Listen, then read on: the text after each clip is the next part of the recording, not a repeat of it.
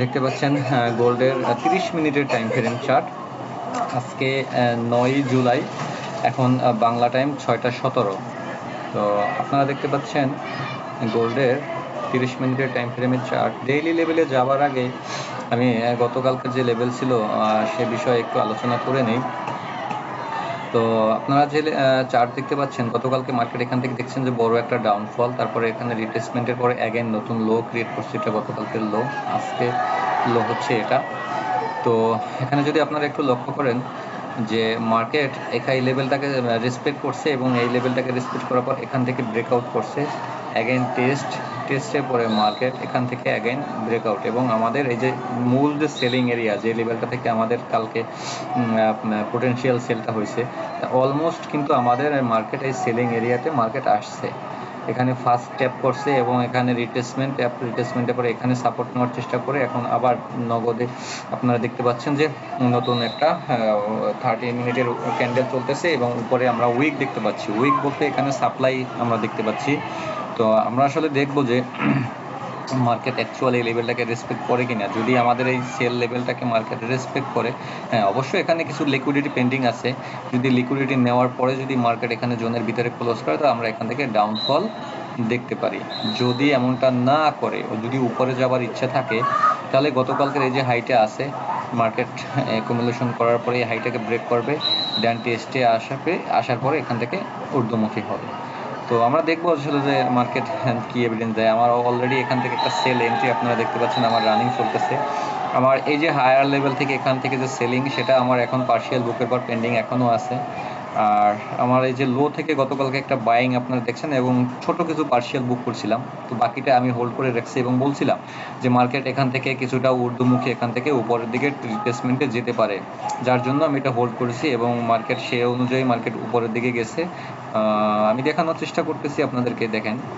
তো আমার এখানে আপনারা অলমোস্ট দেখতে পাচ্ছেন যে আমার উপর থেকে যে সেলিং ছিল, আমার এই উপর থেকে যে সেলিং ছিল, এটা আমি 0.01 এখনও পার্শিয়াল আমি এটা রেখে দিয়েছি। তো আমার লো থেকে যে বাইংটা আছে, লো থেকে যে বাইং, তো লোর বাইংয়ের আমি এখানে 0.01 বুক করছি, 2 রেখে দিয়েছি। এবং রাইট নাও আমার এখানে দেখতে পাচ্ছেন যে আমার এখানে একটা সেলিং এন্ট্রি আমার চলতেছে। এখানে উইক করার পরে ক্যান্ডেলটা ফ্লিপ করতেছে, আপনারা দেখতেছেন। তো আমি এখন যেটা করব, আমার নিচের যে বাইটা আছে এখান থেকে আমি অল্প কিছু বুক করে নিব।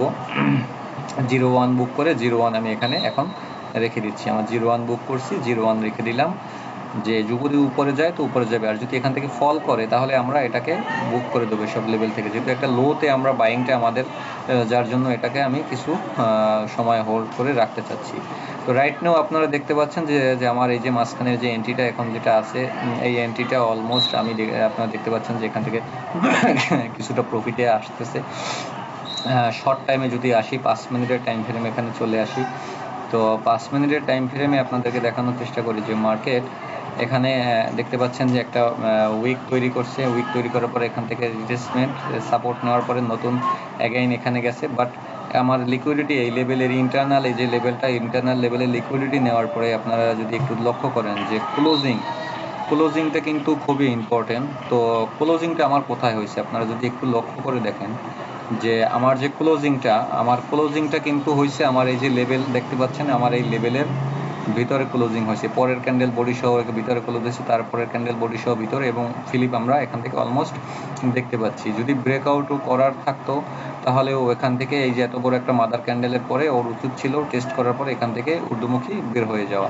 যাই হোক, যেহেতু জোনের ভিতরে ব্রেকআউটের পরে ব্রেক ইন হয়েছে, তো ওর নেক্সট টার্গেট আমাদের যেটা এক্সপেকটেশন, যদি মার্কেট এই লেভেলকে রেসপেক্ট করে, তো এই লেভেল থেকে রেসপেক্ট করার পরে মার্কেট এখান থেকে উপরে যাবে, প্রথম অপশন। সেকেন্ড অপশন, যদি এই লেভেলকে রেসপেক্ট না করে, তাহলে মার্কেট আমাদের এই লেভেল টু এই লেভেল এর লিকুইডিটি নিতে মার্কেট আসবে, অ্যাগেইন আমাদের নিচে মার্কেট লিকুইডিটি নিতে আসবে। তো সেটা আমরা দেখব যে আসলে মার্কেট কি এভিডেন্স দেয়, সেই অনুযায়ী আমরা চেষ্টা করব মার্কেটের সাথে কাজ করার জন্য।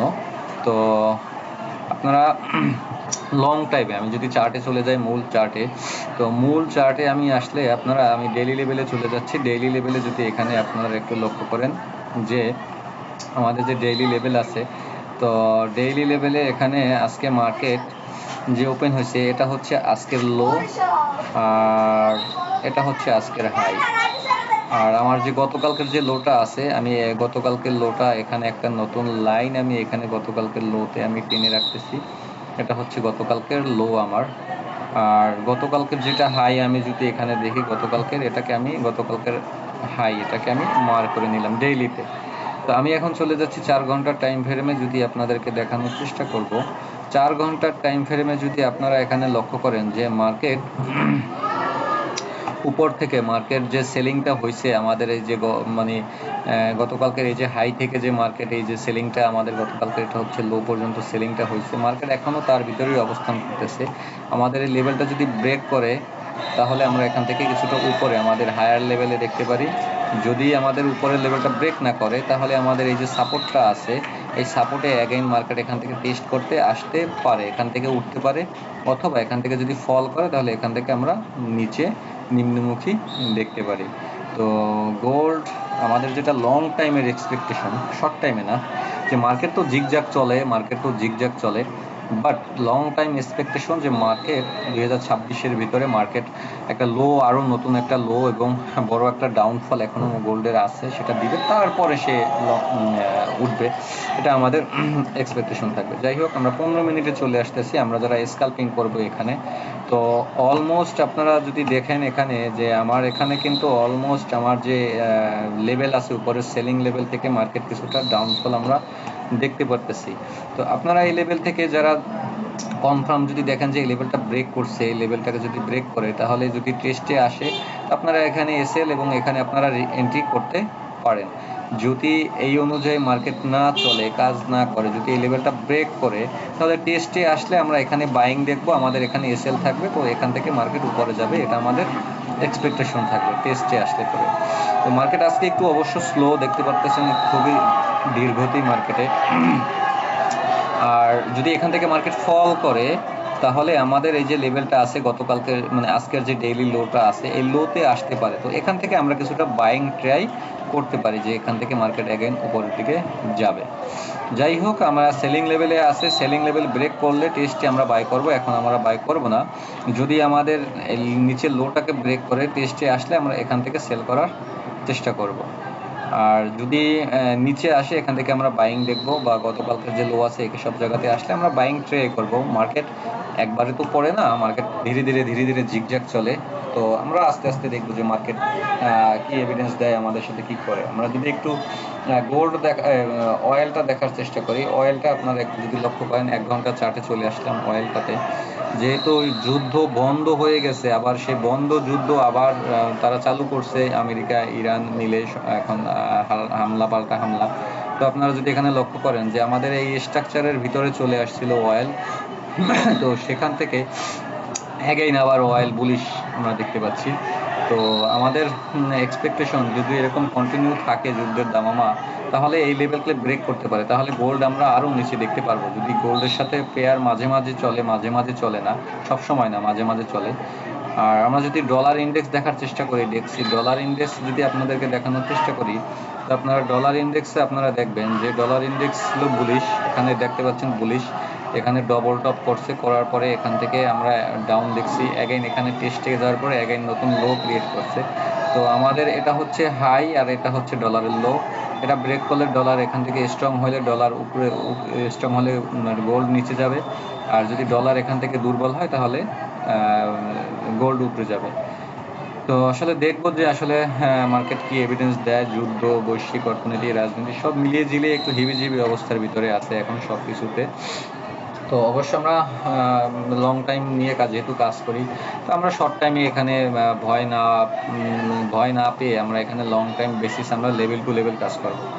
সব যে একুরেটভাবে সব লেভেলে কাজ হবে এমন না, দুই একটা টাইম আছে যে আপনার লেভেল মিস করতে পারে, বাট কোনো ব্যাপার না। যেমন আমার যে এই এন্ট্রিটা আমি যদি দেখানোর চেষ্টা করি, তো আমার এই এন্ট্রিটার আমি এখানে সাপোজ আমি এখানে আমার যে এসএল আপনারা দেখতে পাবেন যে আমি এখানে আমার এসএলটা গেল কোথায়, আমি এখানে কিন্তু আমার এই এসএলটা আমার এখানে বসানো, আমার এসএলটা কই বসাইলাম, আমার এই যে এসএলটা আছে, সরি আমার এসএলটা উপরে, আমি লক্ষ্য করিনি, আমার যে এই যে হাইয়ের উপরে আমি এসএল দিছি, আমি এখানেও দিই নাই, আমার এসএলটা আপনারা যদি লক্ষ্য করেন এই হচ্ছে আমার এসএল, যে আমি এতটা উপরে আমি এসএল দিছি, যে যদি মার্কেট এখান থেকে বড় একটা বাউন্স ক্যান্ডেল ক্রিয়েট করেও যেন আমার এই লিকুইডটা নিতে আসেও, তারপরেও যেন আমার স্টপ লসটা, যদি আমার স্টপ লসে হিট করে দেন আমি এখান থেকে বের হয়ে যাব, পরে আমি বাইং দেখবো, আর তখন আমি আর সেলিং দেখবো না।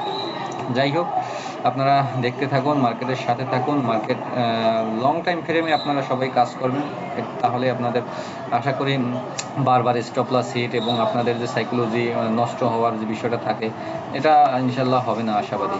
তো ভালো থাকবেন সবাই, দোয়া রাখবেন। আসসালামু আলাইকুম।